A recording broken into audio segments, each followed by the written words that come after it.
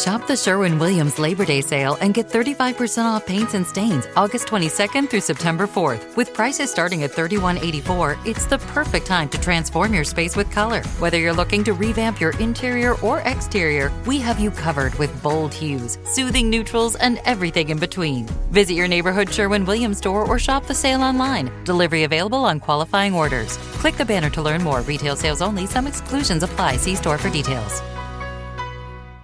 Welcome back to Mama Mystery. I am your host, Kelly, and before we dive into today's episode, we have got to talk about this new Netflix documentary called Unknown Number. I just watched it over the weekend. I actually had to watch it twice because I could not believe what I was seeing. And when you go back and you rewatch it after having all the information and you go back and watch it again, it is really just infuriating and maddening. So if you don't already know, this is a case out of Beale City, Michigan, where this girl, Lauren, and her boyfriend, Owen, started receiving these text messages from an unknown number. And the messages are actually so vile. I mean, the messages, like, just to give you an example, are telling them to kill themselves. They're telling Lauren that Owen wants nothing to do with her anorexic flat ass and like all these horrific, I mean, that's not even really scratching the surface. I just know that we have some young people that listen to this podcast sometimes, and I was watching it and I can't even repeat it, some of the stuff that was being said. And when you find out at the end who was behind these messages, it will blow your mind. And then when you rewatch it and you watch this person's interview throughout the documentary, it is just even more maddening. I don't want to give it away in case you want to go watch it. If you do go watch it, let me know in the comments what you think of it. If you want me to do an episode on that and see if I can dive even a little bit deeper. Although I will say the text messages that are involved in the doc are all real text messages that were pulled from the case files. And I think there was over like 350 pages of text messages like this that were going to Lauren, her boyfriend, and then multiple other kids throughout the high school. It is absolutely insane. It is one of the most mind-blowing documentaries I've seen in a while. So if you haven't gone and seen it or watched it yet, make sure you do and let me know what you think. And without further ado, we're going to get into a story, another just baffling story. This is the case of Chandler Halderson. So buckle up because we're about to dive in. Let's go.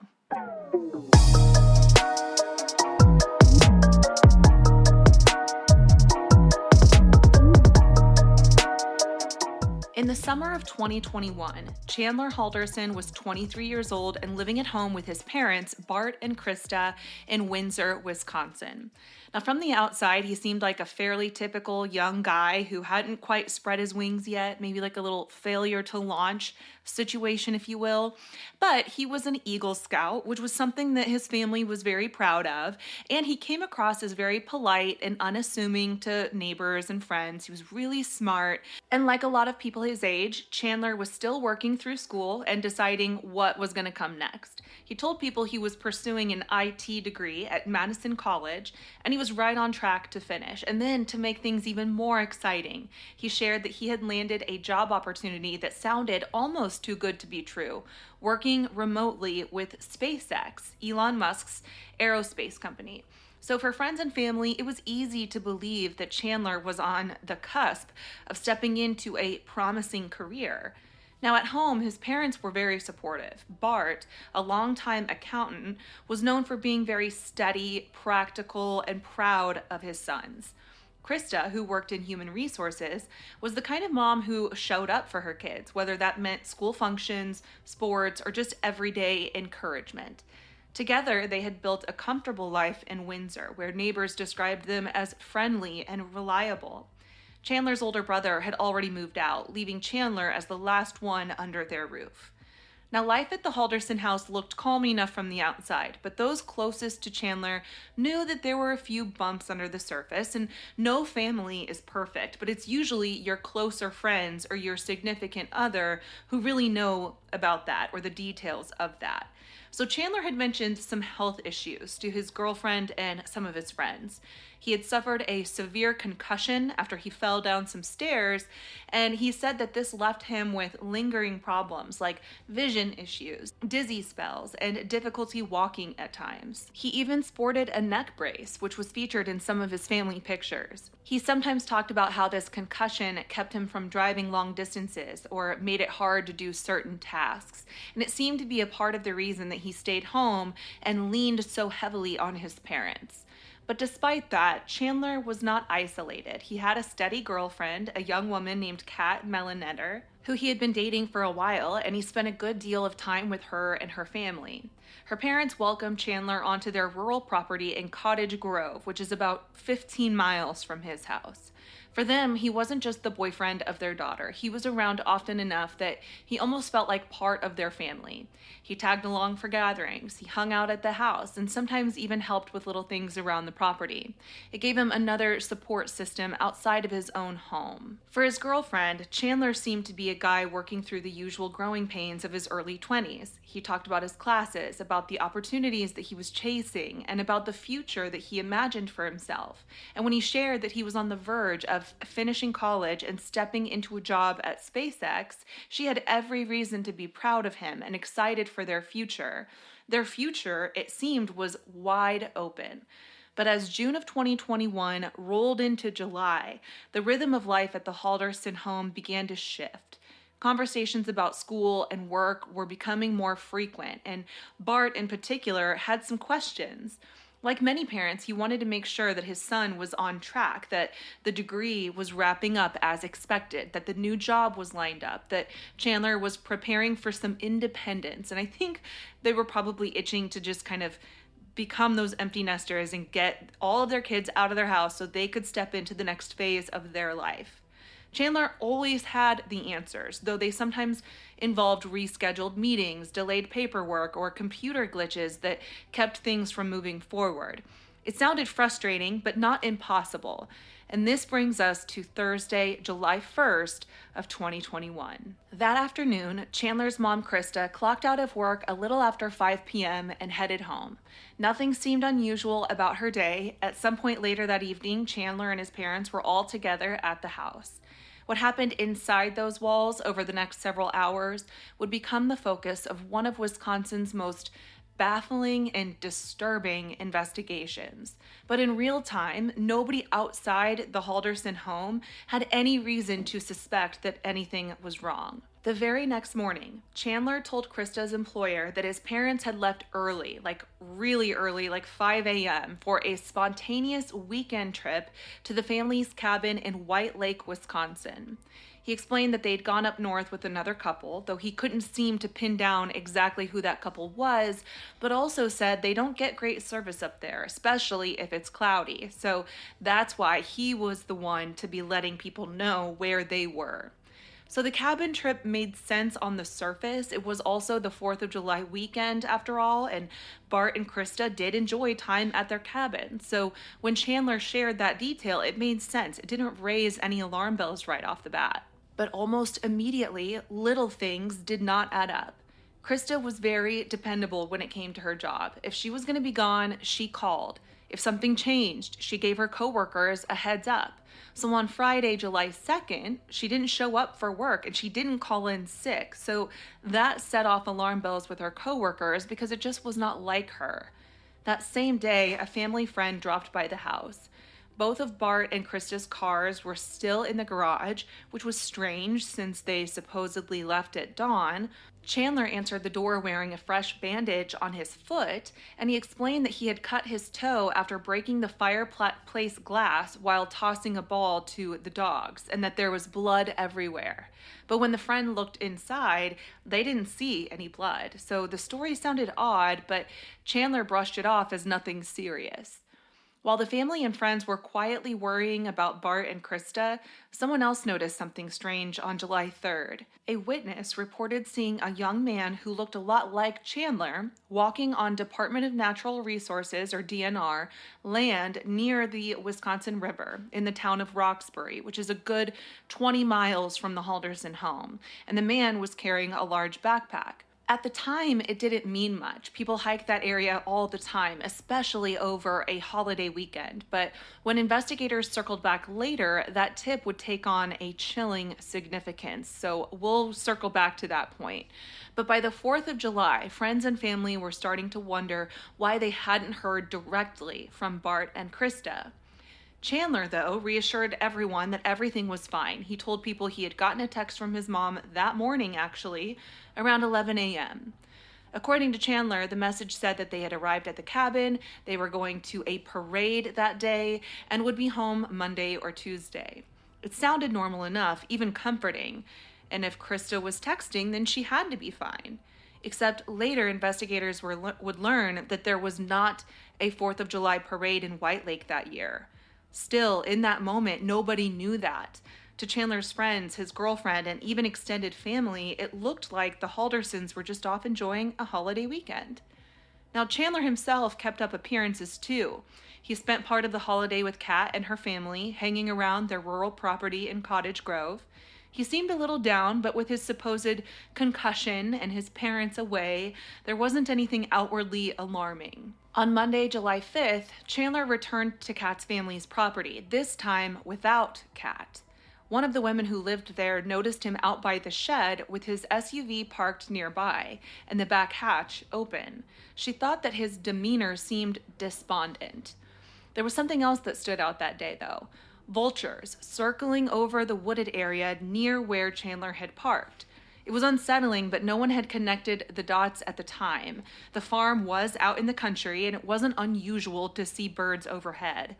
Chandler eventually left, and then life went on. But quick side note, though, am I the only one who sees vultures swirling overhead or like over some trees and wonder how close I am in proximity to a dead body in that moment?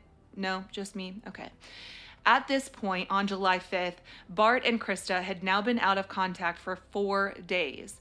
Their cars sat unused in the garage, their phones were strangely quiet, and Chandler, who had an explanation for everything, was the only one relaying updates about where they supposedly were.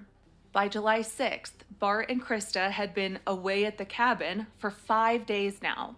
For anyone who knew them, that was unusual. Both of them were very plugged into their routines, work, friends, family. A sudden extended getaway with no warning and no check-ins was just not like them at all. Friends and coworkers were now openly worried. One of Krista's colleagues mentioned again how odd it was that she hadn't called in before missing her shifts. Bart's friends noticed he hadn't been in touch either. If the Haldersons were really up north with another couple, surely someone would have heard something more concrete. On the morning of Wednesday, July 7th, Chandler finally took the step of reporting his parents missing. Around 11:30 a.m., he walked into the Dane County Sheriff's Office and told deputies that Bart and Krista had left early on July 2nd for the cabin in White Lake and hadn't returned.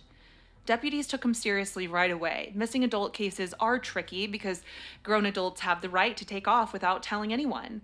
But the circumstances here raised red flags. A couple supposedly went away with friends, but their cars are still in the garage. They hadn't called into work. Nobody knew who this mystery couple was that they were with. It just did not feel right. So that same day, deputies reached out to law enforcement in Langlade County, where the cabin was located, and asked them to check in.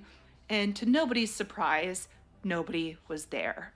That evening, detectives stopped by the Halderson house to speak with Chandler and take a look around. On the surface, everything looked fairly ordinary, but the more they looked, the more little things stood out. Both of the family's cars were still parked in the garage, the same way they'd been days earlier. Inside the house, an officer noted that a glass panel in the fireplace was missing. Chandler explained it the same way he had to a friend, that he had broken it while he was tossing a ball for the dogs, cutting his toe in the process. And he repeated that there had been blood everywhere. Yet again, there wasn't much to back that up. And I'm sorry, but a cut toe and blood everywhere, like those two things just don't go together. One of the detectives also got a closer look at Chandler's injury. The bandaged toe didn't look fresh, not red or raw the way you would expect it to be if it had been cut recently. It seemed more like an older injury than something that had happened within the past couple of days. The house also was not in chaos, but it didn't feel quite right either. Nothing was screaming crime scene yet, but detectives had an uneasy feeling when they left that night. By the next morning, July 8th, investigators were already shifting the case into higher gear. Bart and Krista had now been gone for nearly a week. Their son's story about a sudden trip with nameless friends was not adding up. Detectives decided to start digging into Chandler's recent movements and the places that he had been spotted. Two locations came up quickly.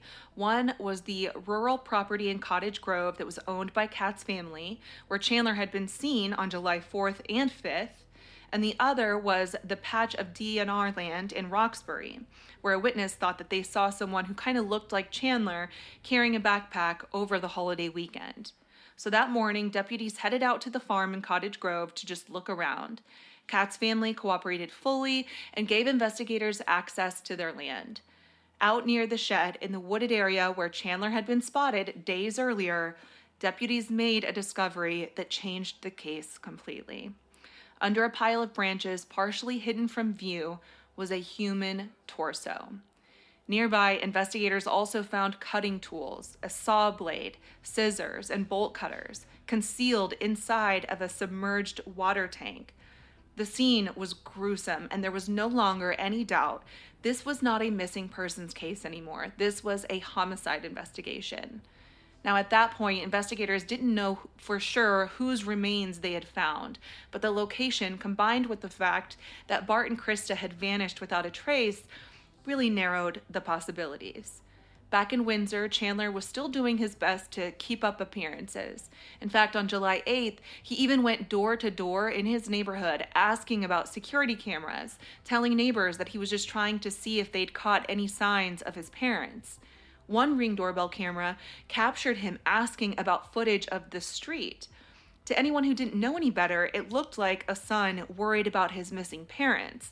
But for detectives, the evidence was starting to point in a much different direction. When deputies uncovered the torso at the Cottage Grove farm on July 8th, the case shifted dramatically, and in just a few minutes, everything changed. Something violent had happened, and investigators needed to figure out who was responsible. The scene itself was chilling. The torso had been partially buried under branches, almost as if someone had tried to disguise it, but just hadn't gone far enough. While investigators were making this discovery in Cottage Grove, Chandler was busy back in Windsor. That same day, he was knocking on neighbors' doors, asking about their security cameras, and on the surface, it looked like a concerned son just canvassing for leads, but detectives who later reviewed this behavior found it suspicious because Chandler wasn't just asking if his parents' car was caught on camera. He was specifically checking what cameras might have seen in the days surrounding their disappearance. And it almost seemed like he was taking inventory of what evidence they might be building against him or what evidence might exist against him. Later that day, Chandler even spoke to a local news reporter, but he agreed to an interview as long as it was audio only. He did not want to be on camera. He repeated the story that he'd been telling everyone, that his parents left with another couple. Maybe they made it to White Lake, maybe they didn't. He sounded uncertain, even worried, but something about the way that he dodged the spotlight just felt odd. Before we go on, I want to take a moment to thank the sponsor of today's episode, which is Armoire. Armoire makes getting dressed easy. With a clothing rental membership from Armoire, build the perfect wardrobe with brands that are high quality, unique, and recommended just for you. All you have to do is take a 5-minute style quiz and select items from your dynamic, personalized closet. The styles show up at your door in as little as 2 days. Then when you're ready for new clothes, you just swap them out for more new to you styles. I will admit I was a little skeptical at first because I'm not the type of person who dresses up very often, but you guys, this is actually so perfect and I'm genuinely so excited about this new membership with Armoire. And I want to tell you what the process was like for me. I got onto their website and I mean, there was so much to choose from. I ended up choosing 6 items and I was kind of like, we'll see what happens, not sure how they were going to arrive, if they were going to be like noticeably used or what. But listen, 2 days after I placed my case order, it showed up on my doorstep. Everything was when I pulled it out of the bag, everything was neatly folded and then tied up in this really pretty little bow. And I got so excited. I'm actually taking a trip to Dallas with my daughter soon, so I'm going to wear an outfit for that. Austin and I are going to go to a Teddy Swims concert, so I got an outfit for that.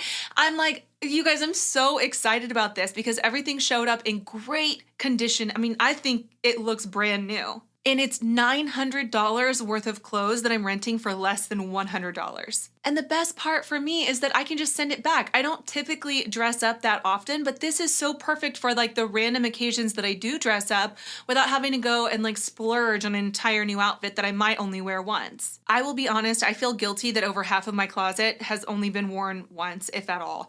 And there are even a few items that are going to Goodwill with the tags on them. So I love being on trend and having new things to wear, but I hate the waste that I'm creating when I do that, right? So Armoire allows me to rent these high quality designer clothes for any occasion and then just send it back. If you've got a wedding or a job interview or just anything that you just want to kind of dress up a little bit. But the nice thing is they also have athleisure. So I got this really cute Kate Spade anorak jacket that I can wear with a pair of leggings, and it just kind of makes you feel a little more dressed up while you're still dressed down. I also got some really cool floral wide leg pants from Steve Madden with this really cute denim halter front vest top to go with it. And just in case that doesn't work out, I got another option too to go with the pants, and then I can have kind of 2 outfits in one. You guys, I cannot tell you enough how excited I am about this. And right now, my listeners can give Armoire a try and get up to 50% off their first month. That's up to $125 off. Just visit armoire.style/mama. That's armoire.style, ARMOIRE.style/MAMA to get up to 50% off your first month and never worry about what to wear again. Please try Armoire today, and if you do, tag me in the pictures of your outfits so I can get some inspiration and kind of see what y'all are getting. But this is so fun. I'm really, really excited about this. Thanks again to Armoire for sponsoring today's episode. And now back to the story. Shop the Sherwin-Williams Labor Day sale and get 35% off paints and stains August 22nd through September 4th. With prices starting at $31.84, it's the perfect time to transform your space with color. Whether you're looking to revamp your interior or exterior, we have you covered with bold hues, soothing neutrals, and everything in between. Visit your neighborhood Sherwin-Williams store or shop the sale online. Delivery available on qualifying orders. Click the banner to learn more. Retail sales only. Some exclusions apply. See store for details. By the evening of July 8th, detectives decided to bring Chandler back in for questioning. At that point, he didn't know what investigators had found at the farm. Sitting in the interview room, Chandler stuck to his story about the cabin trip. He explained again that Bart and Krista had left early that morning, yada, yada, yada. But detectives pushed back harder this time. They told him things are not adding up, that no one could verify who this couple is, no one had seen Bart and Krista leave. This story was not aligning with the facts. Chandler stayed quiet. Eventually, after a long silence, he let out a sigh and said, okay, lawyer. And that was it. With those words, the interview was over. As soon as he invoked his right to an attorney, detectives placed him under arrest for providing false information in a missing persons case. It wasn't the full picture yet. They hadn't officially named him in his parents' deaths, but the pieces were starting to stack up pretty quickly, and by arresting him on this other charge, they could at least hold him in place while they figured everything else out, giving him less of an opportunity to run or go commit suicide. Even as Chandler sat in custody that night, investigators continued piecing together what they had so far. Officers who escorted him out noticed scratches on his legs and bruises on his knees. It looked like he had been moving through some rough brush, which stood out because the farm where the torso was discovered was very thick with briars and thorny berry bushes. The injuries on Chandler matched the terrain pretty perfectly. Detectives also began reviewing his digital activity. On the morning of July 8th, just hours before Bart's torso was discovered, Chandler had been on Google searching things like, quote, body found Wisconsin, quote, woman's body found in Wisconsin, quote, Wisconsin dismembered body found, and even, quote, Bart and Krista. It's almost as if he was checking the news, waiting to see if anyone had stumbled across what he had done. When investigators saw those search terms, it was like a spotlight just beamed down on Chandler. No one else in the world would have had reason to be Googling that at 9:44 a.m. on the exact morning Bart's remains were about to be recovered. By July 9th, the Dane County Sheriff's Office announced that the investigation was now a homicide case. They confirmed that human remains had been found at the Cottage Grove property, though they didn't share publicly yet whose they were. At the same time, they named Chandler Halderson as the prime suspect. He was booked into jail on a $1 million bond and faced his first round of charges: first-degree homicide, mutilation of a corpse, hiding a corpse, and giving false information to investigators. At that point, Krista was still missing. Bart's remains were found, but there was still no sign of Krista. Friends and family clung to the slim hope that maybe she was still alive, that somehow she had escaped whatever had happened to Bart, but detectives already feared otherwise. Almost a week later, on July 14th, investigators followed up on that witness tip from July 3rd, the one about a man resembling Chandler walking through DNR land in Roxbury with a backpack. Search teams combed the marshy area along the Wisconsin River, and what they found removed all doubt. Scattered across the property were more human remains. Dental records and forensic testing later confirmed they belonged to Krista. A nearby trail camera even captured Chandler in that same area around July 3rd, tying him directly to the site. At that point, there were no more theories, no more missing persons bulletins, no more hopeful speculation. Both Bart and Krista were dead. Their remains hidden in separate locations out in the wild, and Chandler was the only link between them. By mid-July, the investigation into Bart and Krista's disappearance had moved far beyond missing persons. At this point, both parents were gone, their remains found in 2 different rural locations, and Chandler was sitting in jail. The question now was no longer if something terrible had happened, but how and why. Investigators needed to know where the crime had occurred, what exactly had been done, and what evidence there was that tied Chandler directly to it. The answers came a little slowly at first, but then they began to snowball. Detectives went back to the family's Windsor home and they took a closer look. The first walkthrough hadn't revealed much, but now they knew what to look for. In the basement, they noticed a large freestanding freezer that was oddly spotless, so clean it almost looked out of place. Family friends later confirmed that it was a recent addition, something Chandler had brought in not long before Bart and Krista had disappeared. Testing revealed human blood in the freezer's drain, suggesting that it had been used to store something far more gruesome than groceries. Forensics teams sprayed luminol across the basement floor, a chemical that glows in the presence of blood, even after it's been attempted to be cleaned up. And under the blue light, the room lit up. Footprints and streaks marked areas where blood had once been. To investigators, it was clear whatever had happened to Bart and Krista started here inside their own home. Another small but telling discovery came from the upstairs fireplace. Sifting through the ashes, detectives found a tiny bone fragment. It looked like someone had tried unsuccessfully to burn part of a body in the fireplace. On July 13th, while Chandler was in custody, detectives searched the home again. tucked away behind a shelf, they found a single spent shell casing, a 39mm round. And that detail meant something important because weeks earlier, Chandler had asked a friend if he could borrow a rifle for target practice. And that friend handed over an SKS semi-automatic rifle, which happened to fire that exact ammunition. Ballistics later tied the casing directly to that type of rifle. Investigators believed it was the weapon that killed Bart, a gunshot wound to his abdomen that shattered his spine. Remember the text also that Chandler said he got from his mom on July 4th about going to a parade? Well, investigators had their doubts about it from the start, and digging into digital records confirmed why.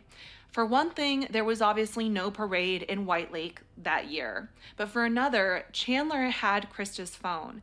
And on July 28th, weeks into the investigation, deputies found both Bart's and Krista's cell phones, along with their driver's licenses, stuffed inside shoes in the garage, wrapped in tin foil and paper towels.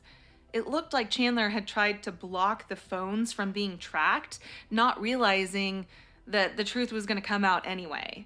Now, that parade text, it turned out, was nothing more than Chandler sending a text from his mom's phone to his own in an effort to make her look alive after she was already gone.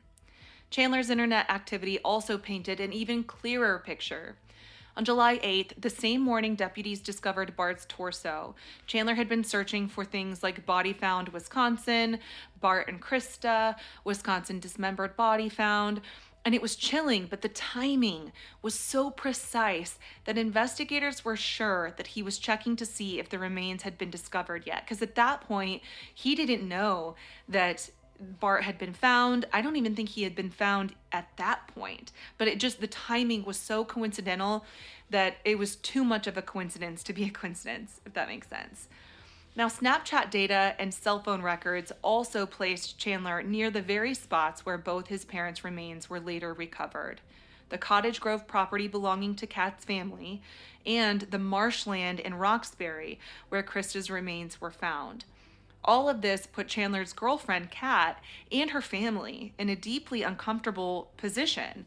They had welcomed Chandler into their lives, let him spend time on their farm, and trusted him as a part of their daughter's life. It was Kat's family's property where Bart's torso was ultimately found, just steps from the shed where Chandler had been seen on July 5th. Neighbors recalled later seeing him out there looking despondent with the vultures circling overhead, but none of them realized at the time what that meant. Kat herself testified that over the holiday weekend, Chandler did seem off. He wasn't as talkative as usual. He'd made vague excuses about why his parents weren't around, but like everyone else, she had no idea the nightmare that was actually unfolding. Even after the torso was found on her family's land, detectives emphasized that neither Kat nor her parents had any knowledge or involvement. They had simply been unlucky enough to let the wrong person onto their property, a person who saw their quiet, wooded acreage as the perfect hiding spot. By late July, the evidence was overwhelming. Blood in the basement, the freezer, the bone fragment in the fireplace, the hidden shell casing, the phones in the garage, the internet searches, the rifle, the remains on Kat's family's property, and the trail camera showing Chandler near the Roxbury dump site. I mean, it couldn't be more open and shut as that. Every thread pointed in the same direction. By the end of July 2021, Chandler Halderson had been formally charged with 2 counts of first-degree intentional homicide, 2 counts of mutilating a corpse, and 2 counts of hiding a corpse. Prosecutors believed they had an airtight case built on forensics, digital evidence, and witness testimony.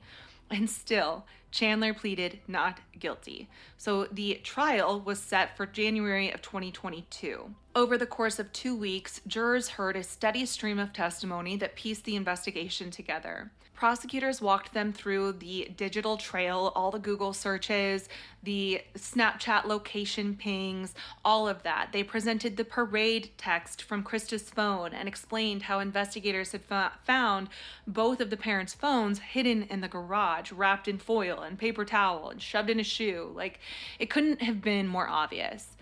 Forensic experts testified about the blood in the basement, the luminol reactions showing the cleanup attempts, and the human blood discovered in the freezer drain. They showed the jury the spent shell casing in the basement, and they tied it to the rifle that Chandler had borrowed weeks earlier. The friend that lent him the gun even testified.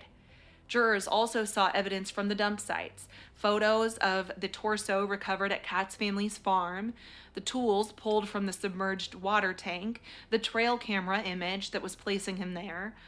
The prosecution really emphasized Chandler's behavior in the days after July 1st. And piece by piece, the state laid out a timeline that began with a confrontation inside the Halderson home on July 1st and ended with Bart and Krista's remains scattered in two separate locations. So Chandler's defense team had very little room to maneuver. They argued that the case was circumstantial, pointing out that no one had actually seen Chandler commit the murders because, most murderers try not to broadcast their crimes. They try to get away with it. They questioned the reliability of the luminol testing, noting that it can react to substances like bleach as well as blood. They tried to cast doubt on whether Chandler's internet searches were really as incriminating as they appeared. But without an alternate theory or suspect to point to, their arguments really struggled to gain any traction. The evidence was simply too detailed and too specific. But the biggest unanswered question here was why? Why? Chandler didn't have a history of violence. He hadn't been abused. He wasn't in trouble with the law before. By all accounts, Bart and Krista were very supportive and loving parents. The motive prosecutors outlined wasn't fueled by rage or revenge. It was fueled by desperation and lies. Chandler had been pretending for years, pretending to be in college, pretending to work, pretending he had a job lined up with SpaceX. He went so far as to create fake email accounts, impersonating school officials and company reps, forwarding fabricated messages to his father to explain away any of the delays. It honestly sounds very eerily similar to Casey Anthony trying to convince her parents that she had a job for the months that led up to her killing her daughter. By late June of 2021, Bart had been pressing for answers. He had emailed one of the advisors, the quote-unquote advisors that Chandler invented, and demanded an in-person meeting. The excuses, rescheduled Zoom calls, COVID delays, payroll glitches, were no longer cutting it. On July 1st, Bart confronted Chandler directly about the truth. In fact, Bart had called the school pretending to be Chandler at one point to ask one of the advisors about his degree and his classes and if he was in fact on track to graduate. And this advisor broke the news to Bart, who he thought was Chandler, that no, he's not enrolled. He's not even on track. None of this is true. So by Bart making that phone call, he knew that Chandler was full of shit. So that confrontation, prosecutors argued, was the final breaking point. Rather than admit that he had been lying for years, Chandler chose to eliminate the people who were about to expose him. So after nearly 2 weeks of testimony, it took jurors only about 2 hours of deliberation to reach a verdict. In January of 2022, Chandler Halderson was found guilty on all counts: 2 counts of first-degree intentional homicide, 2 counts of mutilating a corpse, and 2 counts of hiding a corpse. At sentencing in March, the judge imposed the maximum penalty, life in prison without the possibility of parole for each murder to be served consecutively. The lies, the cover-ups, the gruesome disposal of his parents' remains, none of it left room for any leniency. So Chandler Halderson, at just 24 years old, would spend the rest of his life in prison. Now, I have covered cases like this before, where someone murders someone else just so they won't have to face the truth or admit to a lie. And that leap, that desperation of not wanting the lie to be revealed, so much so that you actually take a human life, is something I cannot wrap my head around. And I guess it's just as baffling as spouses who kill rather than get divorced.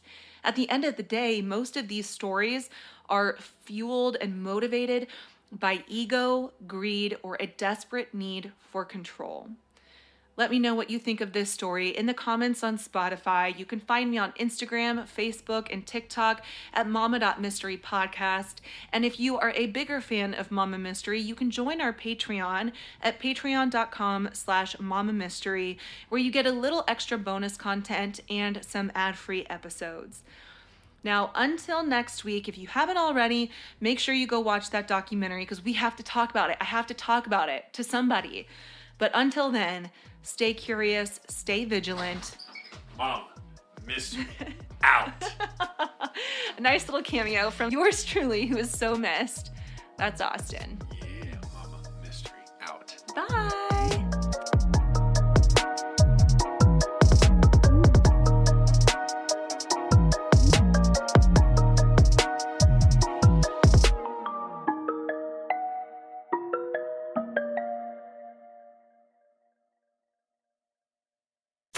Shop the Sherwin-Williams Labor Day sale and get 35% off paints and stains August 22nd through September 4th. With prices starting at $31.84, it's the perfect time to transform your space with color. Whether you're looking to revamp your interior or exterior, we have you covered with bold hues, soothing neutrals, and everything in between. Visit your neighborhood Sherwin-Williams store or shop the sale online. Delivery available on qualifying orders. Click the banner to learn more. Retail sales only. Some exclusions apply. See store for details.